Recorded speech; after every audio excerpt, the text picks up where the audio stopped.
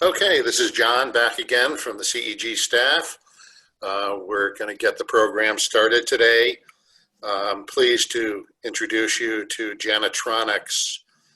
They are an ISO certified facility services company in operation since 1972. They work tirelessly to ensure safe and healthy conditions at a marketable cost. Their president, Jim Harris, who's the presenter today, is here to tell us what their industry is experiencing and what you can consider to get your operation up and ready and running. If you have a question during the program, there is a Q&A button, and you can type in a question, and we will make sure that Jim hears it and catches it. So, ladies and gentlemen, I give you Jim Harris. Thank you, John. Good afternoon, everybody. I hope you're doing well. We're certainly in a very, very difficult situation for our health and for the economy. And we certainly had a difficult weekend with all the protests and activity that went a little bit more than people expected this weekend. So there's a lot of anxiety and stress out there, and there'll be more as businesses return to work. And children return to school, and somehow, some way, we get back to some normalcy of what we once experienced. There's been plenty of pandemics over time, none that have reached the severity of this in the way it went and the speed, and it's still a baby pandemic. So these pandemics typically run about 2 years, run through a cycle. So at the end of 2 years, we'll have the data that shows how significant this was and how different areas have done it. Obviously, we're in uncharted territory with government mandates like we've never seen on business before. We're about 20% of our clients are 100% shut, or were at one point. We service upstate New York and Vermont, and we've had a bunch of our clients already re-engage, a significant coming back next week. And we expect by the 16th, 17th of June to be at full capacity with all of our clients back online, except for a small handful. So with that, it's important that you repopulate well. So I'm going to take you through what we're doing for clients, working in the processes that we've been accustomed to, and take you through our plan. And we'll be glad to answer questions. I have with me Art Mitchum, who's our COO, and Brian Harris, who handles all of our certifications. In addition to ISO 9000, we're SIM certified, which is a cleaning industry management certification from our industry, and also GPAC certified, which is a global biorisk advisory council, amongst many others.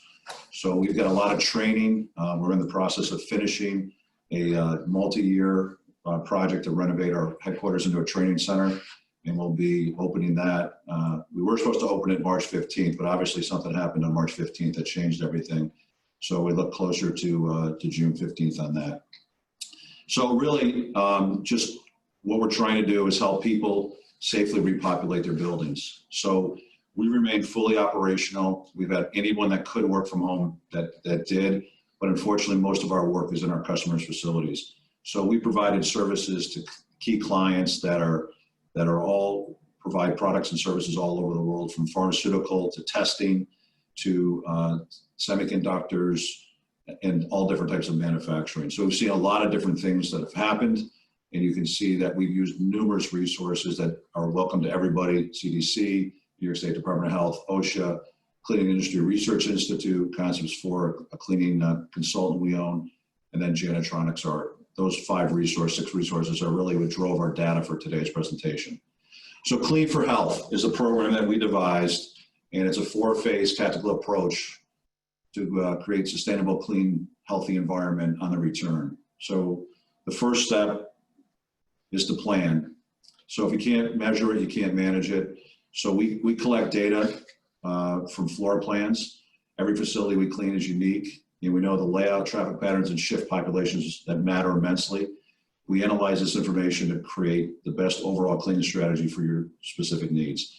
So although buildings might look the same from outside, if you went to an office park and there were 10 identical buildings, the use inside is what determines the difference in what the skills are needed to handle that. Mitigate. So next, our certified professionals will execute state-of-the-art cleaning program to get you to a baseline to safely repopulate. From touchpoint cleaning to electrostatic spraying and self-cleaning surfaces, our team uses industry-leading technology to mitigate the risk posed by COVID-19. And then we provide educational guidelines to help your employees adjust their behavior. We'll show you some of those posters and communications. There's a picture of one of our technicians simulating a COVID clean, a terminal clean is called, where a customer had called and said, we suspect that one of our employees has been tested positive, and we need to clean the area where they worked and where they traveled. We've done hundreds of these in the Capital District, and we've continued to have calls on a daily basis to remedy work sites. Protect. So we've got a protection plan with scientific protocols developed to keep the employees safe. So we can't see or find this disease, this germ.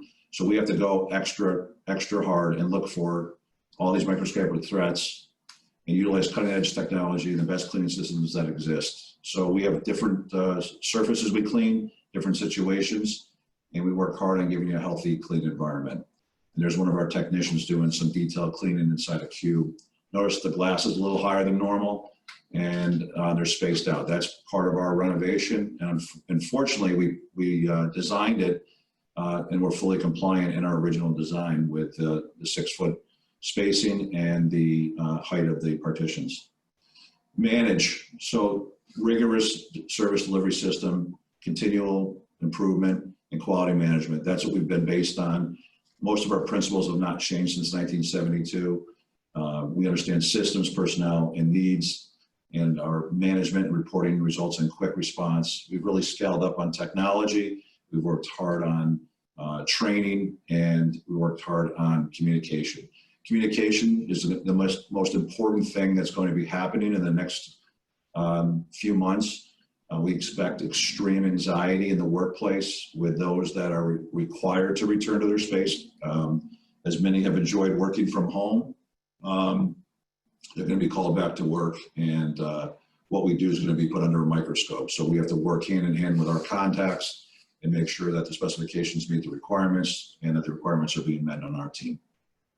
A lot of moving parts, a lot of logistics, and a lot of requirements that the state's put in place. So this is a sample just of a repopulation checklist. There'll be a link that CEG will send out after that has all this information on it. But this is a sample. We have nine work areas we picked. This is just a restroom that you've prepared for the increased use of paper and soap products. Mainly the best thing people can do is wash their hands a lot versus sanitizer. Washing your hands with soap and water is much better than sanitizer. Sanitizer will chew off your skin and make it irritated. We find that paper and soap will be the best. It's disposable. Blowers work, but they're not encouraged right now. It's the same. We fought for plastic bags to get out of the grocery stores and bring our own bags in, and then a month ago we weren't allowed to bring our own bags in. So a lot of moving around. Showers are present. Are the stalls or gang showers that be cleaned differently? Take out of service every other urinal to ensure proper distancing.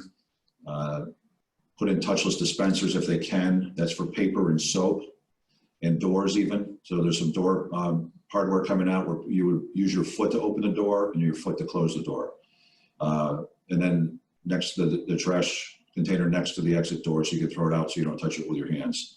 And finally, install self-cleaning surface protectors, which we'll show you what they look like, that work 24/7, and they work for about 90 days until they need to be replaced.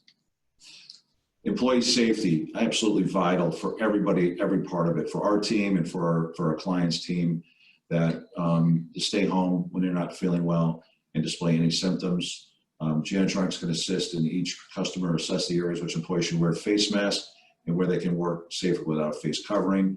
We use the 6-foot rule. If we can sit around a conference room table 6 feet apart, which we've set up, you don't need to wear your mask there as long as everyone's comfortable. If not, we'll all wear our mask. But flexibility is there. And the importance of the mask, I think, has been understated. And the information on the internet is so varied that we just need to be consistent with wear a mask, when in doubt, wear a mask, and continue on that program. Communications, this will be the most important thing. Obviously cleaning is the most important thing, but this will be the second to that, and that you have a way to get a hold of people that work for you, that are handling this important task, and that those individuals can answer questions and connect you with people that can assist you with that.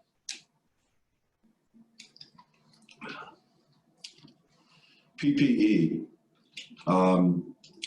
So PPE was always part of our arsenal. We've always used gloves, goggles. We never used the N95 mask. We did use it for certain products that we service. We have a Sanitization opportunity where we use acid and alkaline, and that needs the N95 mask. Other where we had heavy duty spraying going on for mold and mildew, we would use the mask. Other than that, we didn't use the mask. We used the Tyvek suits for the same. Obviously, everyone in the world knows there's been a run on PPE. We've had lobbyists call us, we've had law firms call us to sell us PPE at 25 to 30 times what we're paying for certain aspects. Gloves were 1.2 cents in February, and they're about 8 cents now. The masks were 60 cents, and now they're about 3.50. So, excuse me, moving target, and something that we have to all be aware of what's happening there. So we can provide education on that and training, and we can help people with that, and we can help people source that. We don't want to because it's really hard to get, but if people don't have any other avenues, we'll help them with that. Let's talk about the buy-in. If you could just get this one poster up for everyone to see, not only would everyone understand it, but this is pretty impressive. So COVID-19 carrier is on the left-hand side of the screen. The transmission probability is 70% to someone. Now it's sustained close contact, okay? That's the definition of this graph, sustained close contact, which is more than 10 minutes. In some cases, they said 30 minutes. In some cases, it said 3 hours. Let's just say it's 10 minutes for example's sakes. 70% transmission probability to a healthy contact, and you're the healthy one wearing the mask. If the COVID carrier has a mask on, the transmission probability goes to 5%, and the healthy contact is without the mask. And then the transmission probability for a COVID carrier is 1.5% to the healthy contact, much reduced. Let's switch a little to entrance protocol. So controlling the volume of individuals coming into your facility is essential to minimizing the risk to other occupants. So Janitronics can help you customize an entrance protocol program. We've done simple things as temperature testing for people, no touch, verbal and written questionnaires. We've had our staff do this for big plants. Shepherd's Communication has a new process where they use technology to do this. So there is some technology coming here. It's been used in Europe and Asia for years, where they measure body temperature.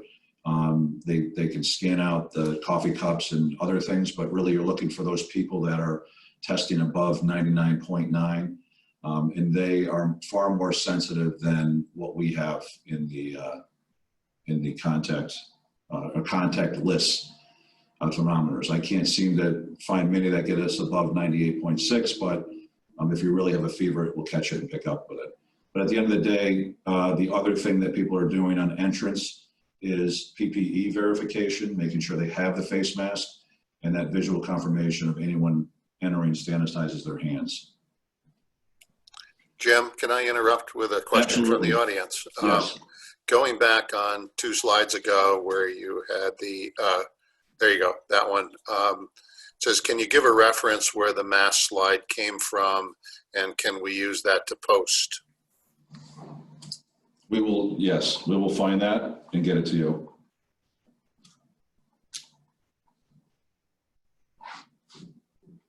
That's pretty impactful slide, I think. Probably one of the most important ones we have. I think we found that online, so we'll research that and get that to you. We have the original from somewhere. Posters. So constant reminders on posters, strategically placing signs, where people can read them, and basically the importance of following hand washing and PPE protocol. Very important, you identify the location of hand washing stations, how to best cover your nose and mouth to cough and sneeze, and how to periodically sanitize your workstation. The picture there on the right is a sample of a disinfection station that one of our clients made. We've got different versions of it, but essentially it's disinfectant spray that comes in concentrate. It's a hospital grade quat disinfectant, and we use that to create our own sanitizing wipes. We found that the little containers from Clorox and Lysol mysteriously disappeared. We had a client lose 780 of them in 2 shifts. So we know they didn't go in all desk drawers, but people were taking them home thinking they were part of that week's promotion. So this way, they're not taking them home; they're using them, kind of similar to what you'd see in a gym, without the wet tub. I've seen at the grocery store the disinfectant locked up with bike chains because people take the whole bottle of disinfectant and the whole jar of things. So a little bit of that going on. Hand hygiene protocol, really, really important on the hygiene of washing your hands. So signs should be in the bathroom, on the mirrors. They're easy to make. We can make them for you. Really quite simple, but really just making sure you do that. And then also how to use hand sanitizer. Personally, I only use hand sanitizer in my car after every transaction. So if I go to get gas, if I go to the store for any reason, I immediately come to my car, I open my car door, I put my sanitizer on, I hit my steering wheel, I hit my shifter, I hit my start button, I roll my window down, I reach out, and I grab my handle where I reached into the car, and I've then sanitized every area that I've touched. So anything with 60% above alcohol, Perel is the most famous brand out there, and there's a bunch of local stuff out there. Just be careful, the local stuff is very fluid and flies out of the bottle pretty quickly because it's got less consistency than the Perel. Safely wearing and removing a face covering. We just teach you how to do that. There is a way to do it where you don't contaminate yourself. So people never worn these before need to know how to do this properly. So just simply washing your hands first, never touch the inside of the mask. Obviously, you can use a disposable mask, it's a little better. But if you don't use a disposable mask, we had to buy cloth masks because we couldn't get disposable masks about 6 weeks ago.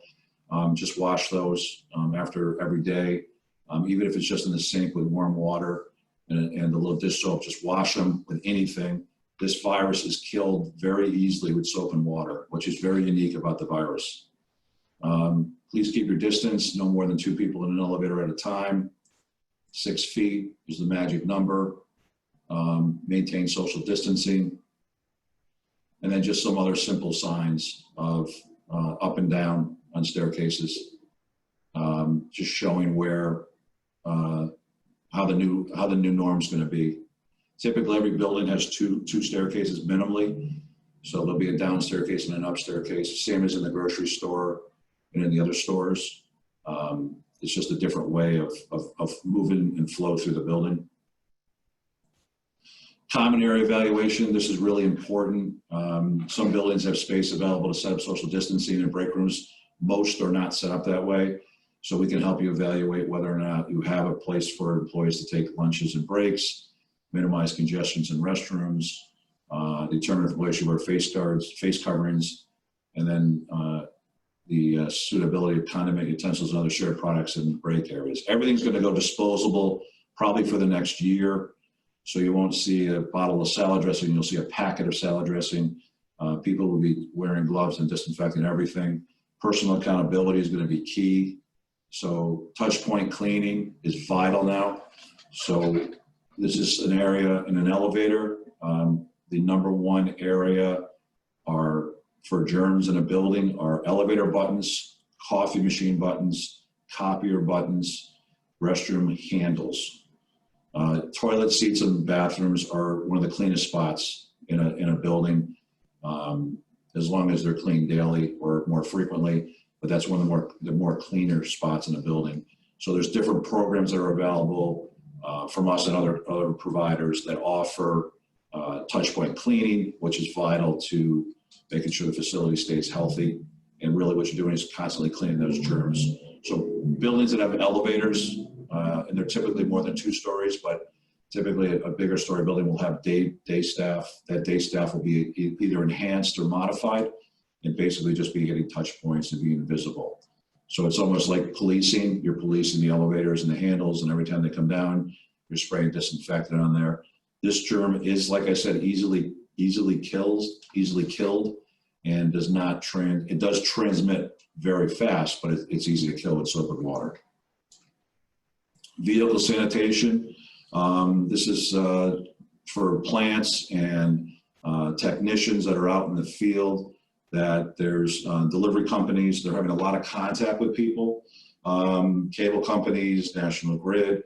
They're actually going into buildings of customers that are medical, nursing homes, places where there's a lot of cases. So those vehicles need to be sanitized on a regular basis. And there's products out there that we can do to help you with that.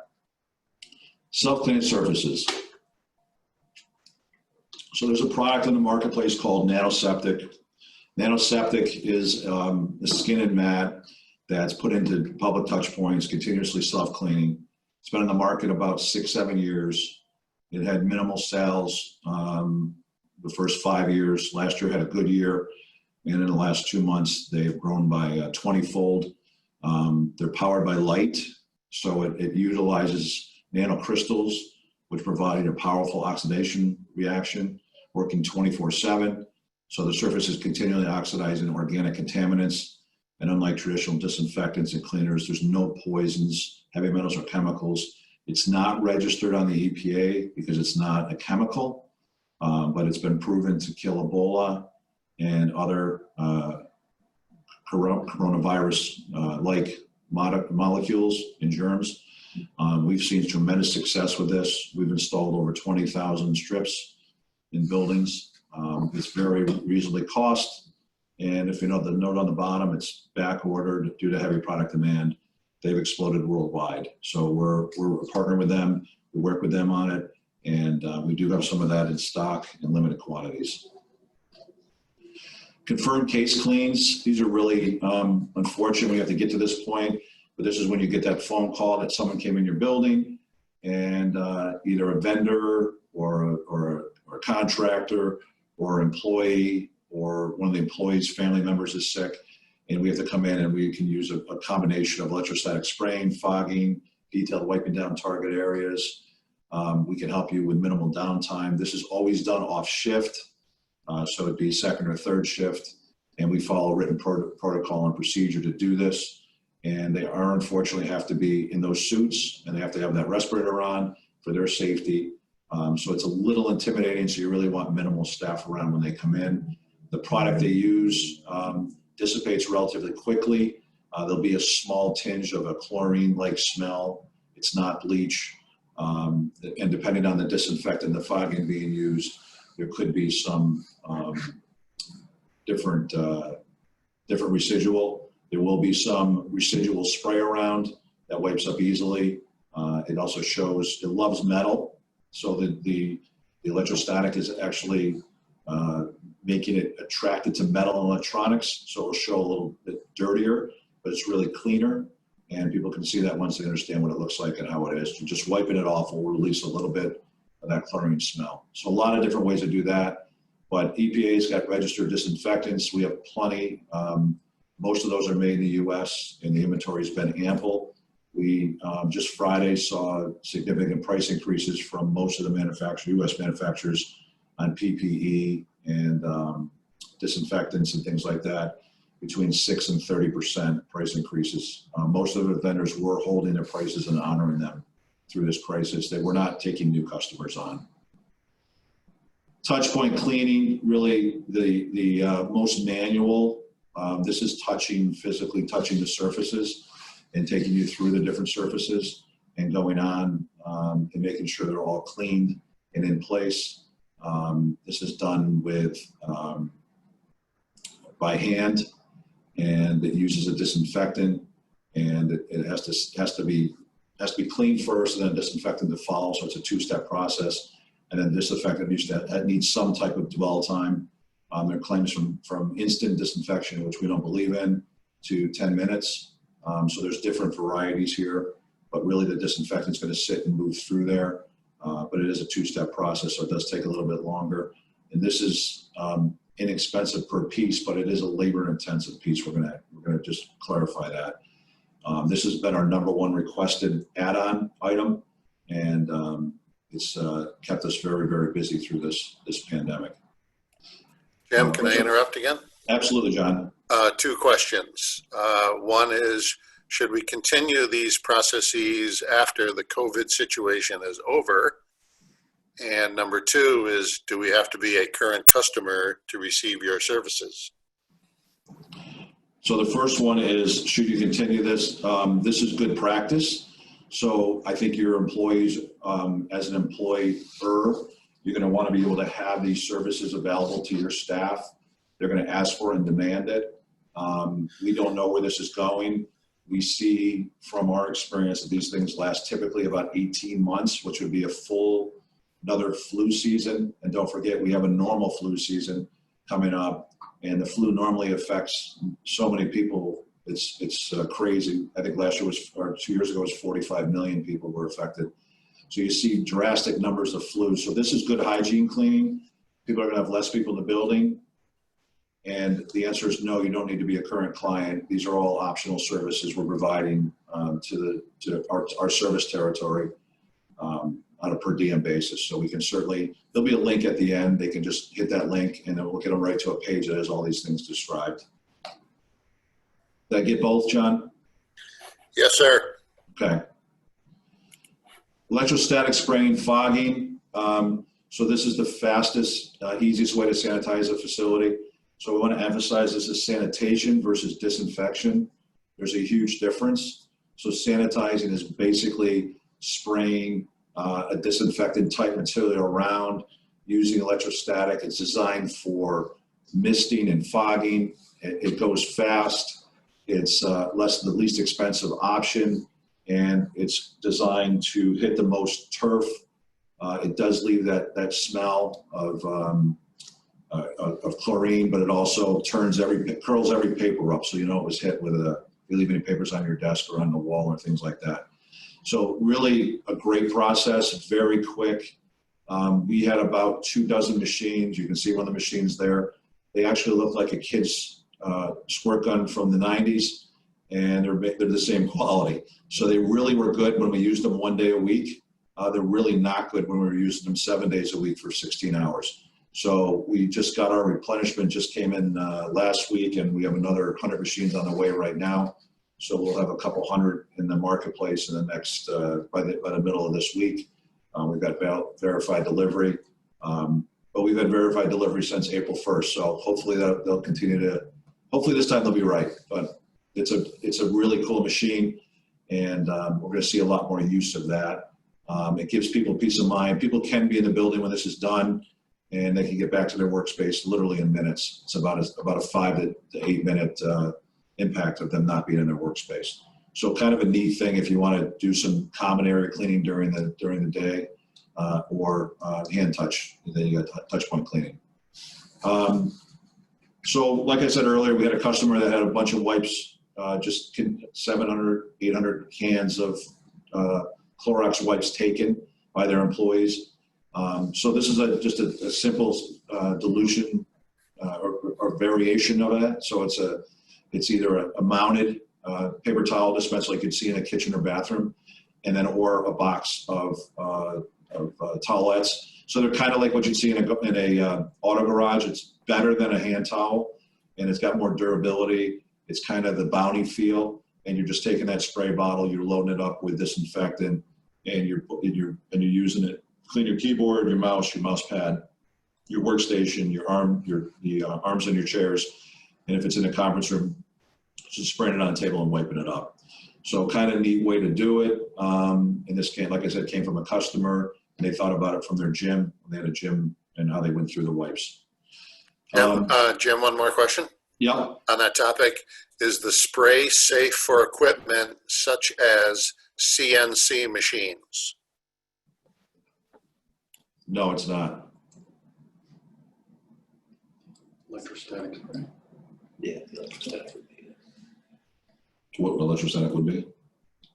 Yeah, I mean, you gotta be, Yes. yeah, you have to be careful with putting disinfectants on electronics just because of the nature of the disinfectant, how aggressive it is.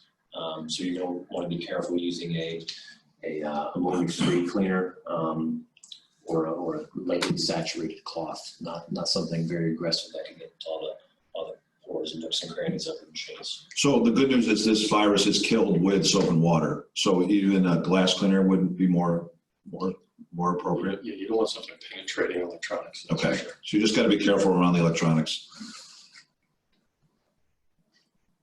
Whatever the preferred method they were cleaning before would probably suffice, I would imagine, if they clean them. So we can, John, if that person wants to connect with us directly, we can just give them some advice on that. Good idea. So one of the things our team came up with was an employee desk kit. That's kind of like a welcome back gift. The gift you always wanted from the cleaning company. You got a couple face masks. You got some of the industrial grade wipes.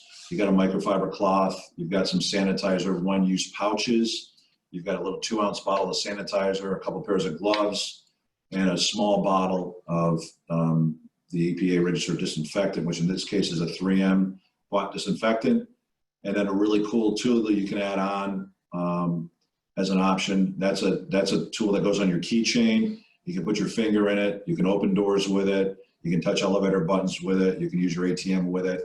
It's just a neat process that goes around and shows you all the different things that you would touch and you would be surprised at. So we've got a bunch of these on order. They've become the hottest thing on the internet lately. It seems like everything in our industry, which was abundantly available and really reasonably costed, and now become not available and very expensive. So it's good to be in the cleaning business if you need stuff right now. So these are available. We posted these on Thursday, and we sold 4,000 kits already. So there'll be we have the capacity right now for a few thousand more, and then we'll be restocking as this goes on. So this is we're going to click on this after, but this is the governor's startup plan, and just kind of takes you to that. And then just to let you know, we're here for you, and our plan will go to that link. Now we're going to go a little bit more to the opening guidance. Prior to this is just general information. So really, reception seating areas need to be removed or taken out, or plastic partitions between areas. Review floor plans to look at furniture and workstations. Reconfigure workstations so employees do not face each other, or establish partitions. We've had a lot of customers that have put people in 6x6 cubes. That's 36 square feet. So that's not even, it's barely enough to be 6 foot apart. So if they're in exactly the same order, they might be compliant if the shields are high enough between them. So a lot of aftermarket products are coming out. And then get rid of water coolers. This is just suggestions, but high contact frequency water coolers, coffee makers, things like that. Come up with touchless water dispensers, workers bringing their own water bottles in, providing wrapped snacks that are individual. Continue to use signage. So there'll be a lot of temporary signs all over. If vending machines are used, once again, another area requiring cleaning and disinfection to wipe down after each use. I don't know if you've been to the grocery store lately, but they make you wait until they disinfect the belt. The belt probably does not have anything on it, but they're just doing it. Where the germs are there are your keypad, are your face shield, where you're facing into the shield where someone just was, and where there's an exchange of cash. If you get your credit card, it's a lot easier. Apple Pay's exploding, different things are being done. There's even, you can buy little rubber glove fingertips to hit these things that are disposable. I've seen at different places. So a lot of things, still personal accountability. In-person meetings, consider limited meetings to 10, and we're waiting for government interaction on all this activity. So a lot of government interaction on a lot of things that haven't come up So we'll see how that works. But just be aware of where you are and what's going on.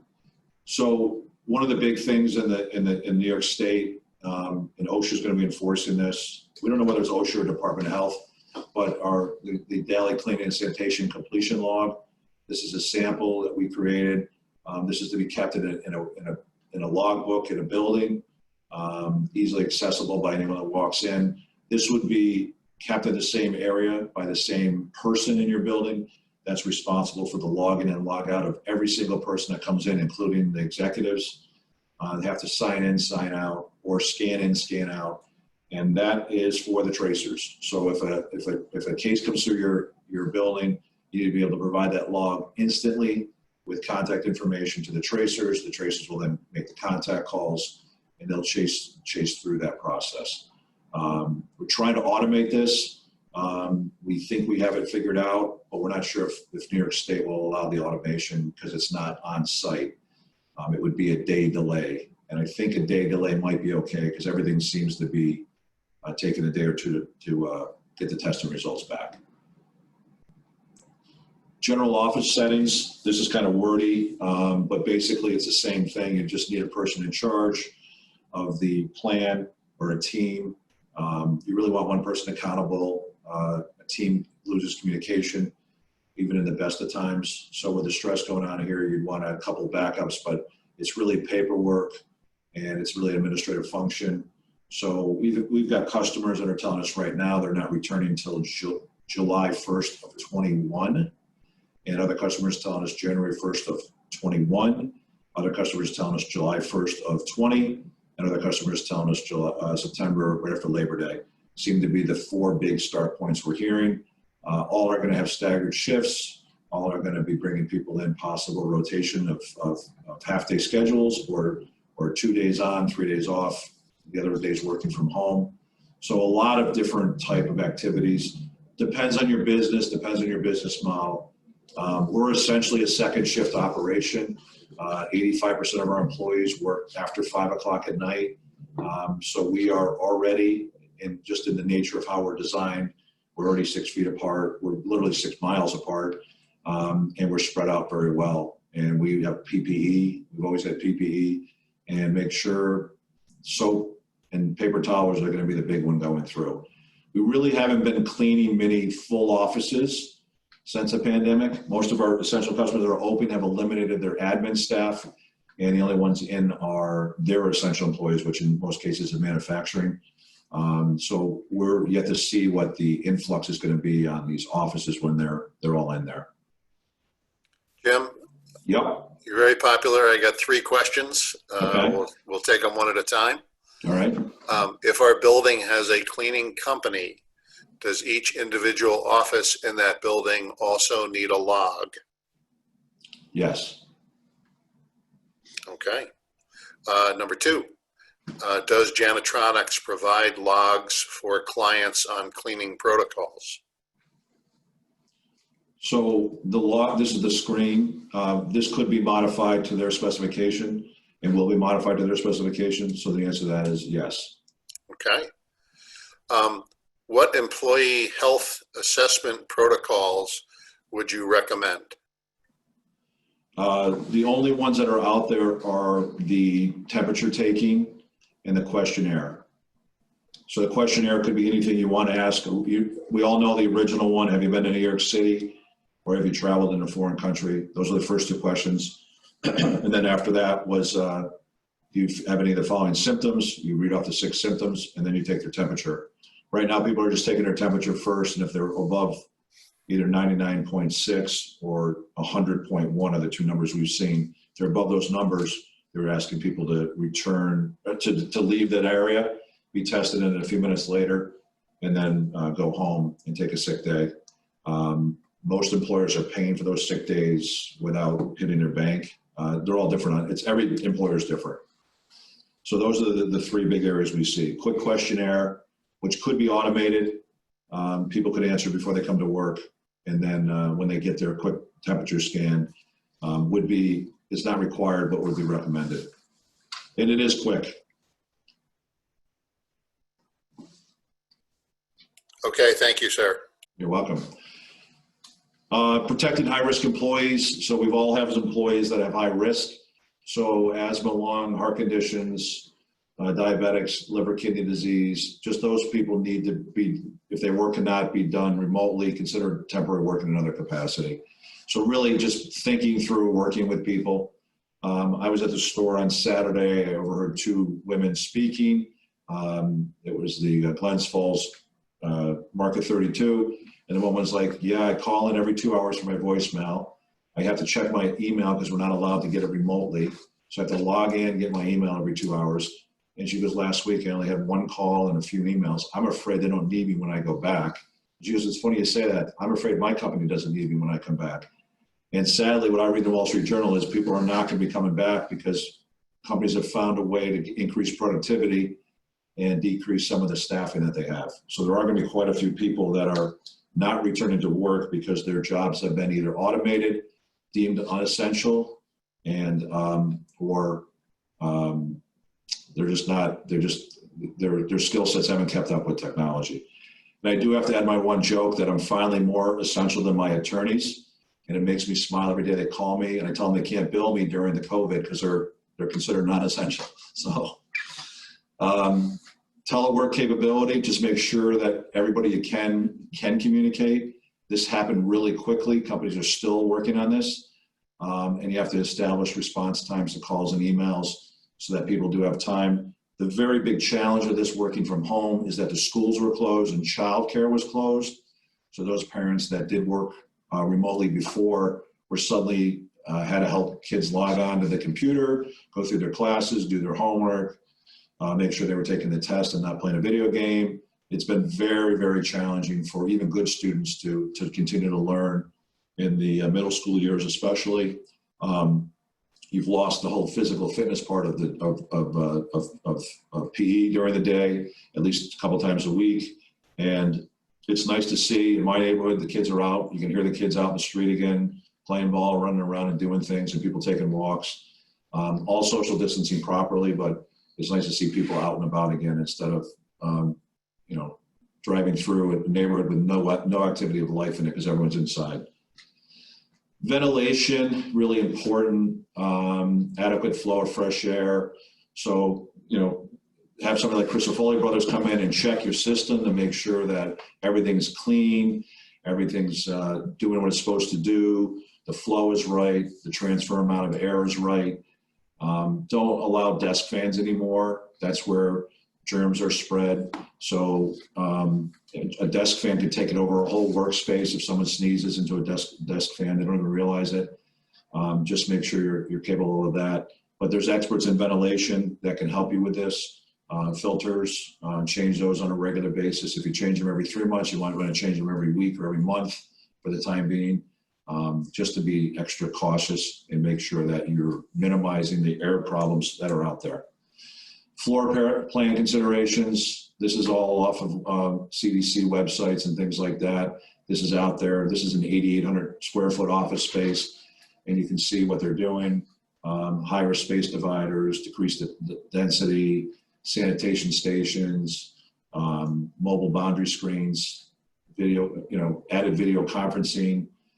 And ironically, like I said, in our renovation, we added more significant video conferencing. We added glass partitions for visitors, and we added glass partitions for our recruiting area. Our training room can seat 50. We normally train at any time at night with orientation 12 to 16, so they'll easily be spaced in that room. And our workstations that were designed happen to come in with the right size height and things like that. First picture is a current office. Second picture is a retrofit office. And third is a reconfigure. So lots of choices here.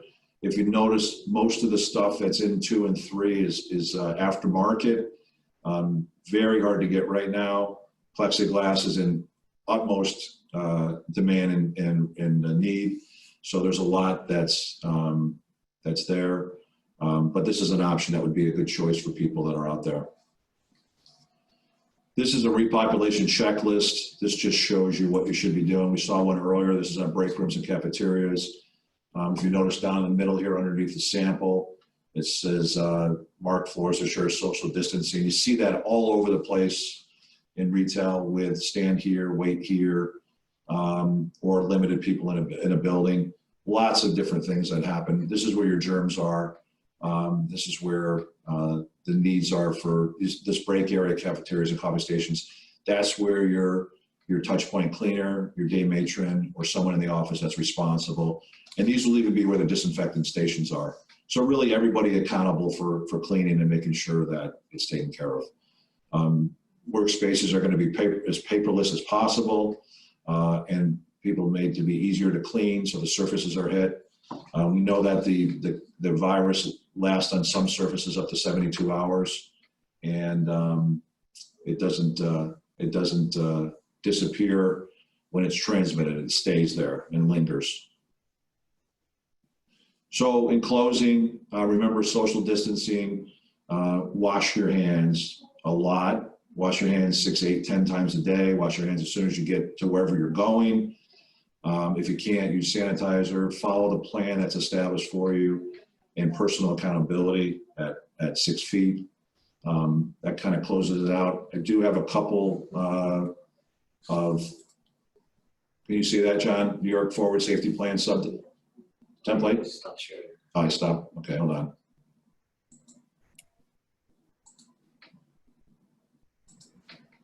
All right, can you see that, John? Yes, sir. Okay, Got it. so this is on the Department of Health website. Everyone should have, every business should have had this in New York State.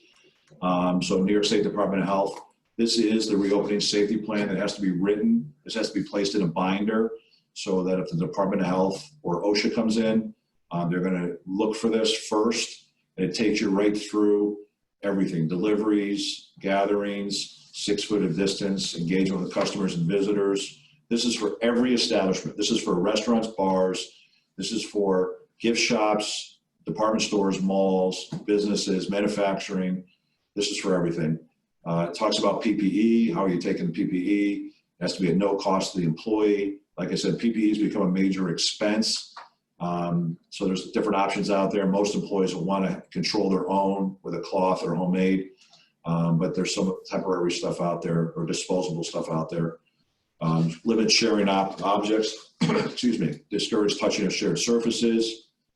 And then really where we play in is part B, and that's hygiene and cleaning. Adhere to sanitation requirements from the CDC. Who are responsible for cleaning log, typically a cleaning contractor or an in-house program. But people have to fill this out. And then the hygiene stations, where they are, what they are. Now, a hygiene station is a bathroom sink or kitchen sink with soap and paper towels. So I don't think you need to have sanitizing stations all over the place. They are secondary. Soap and water is primary to killing this disease. Sanitizing is secondary. So just have people aware of that. And then regular cleaning and disinfection after each shift. This is where it gets a little tricky if you're doing split shifts. You're gonna have to have the building clean between that.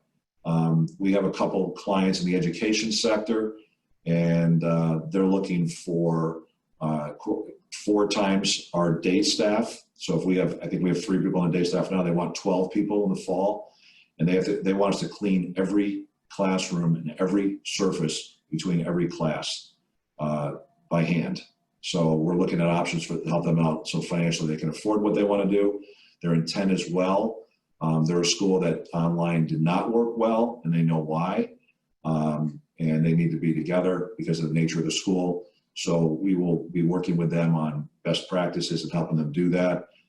So they're working really hard on scheduling a room. Obviously, like any business, they want productivity. They want that room filled and turned 6, 7 times a day from 8 in the morning till 9 at night.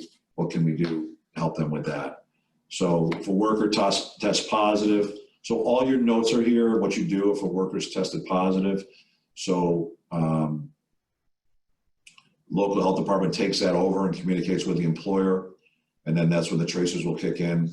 And of course you have the screening and the contract tracers, all this information together with them.